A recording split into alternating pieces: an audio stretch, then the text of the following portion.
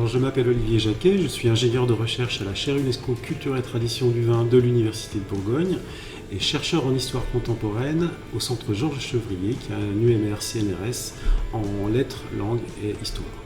Alors, je travaille sur l'histoire et l'évolution des normes de production et de commercialisation des vins au XIXe et au XXe siècle. Je travaille en particulier sur les acteurs du monde de la vigne et du vin, les syndicats viticoles, à la construction des appellations d'origine contrôlée ou l'évolution de la dégustation. Il s'agit principalement, dans notre façon de faire de la recherche, de croiser les archives de tous les acteurs qui justement font évoluer ces normes de production et de commercialisation des vins.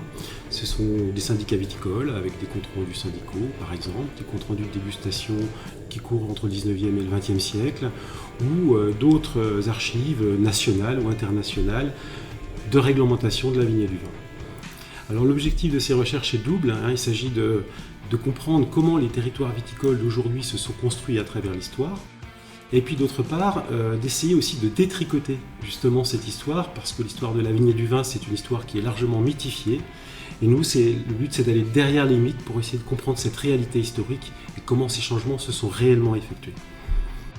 Alors c'est une question très compliquée pour l'historien puisque l'histoire est par essence même quelque chose qui est passé et il est difficile de se l'approprier pour le futur. Mais on s'aperçoit que la filière finalement s'intéresse beaucoup à nos travaux parce que le socle sur lequel elle vit aujourd'hui dépend de cette histoire.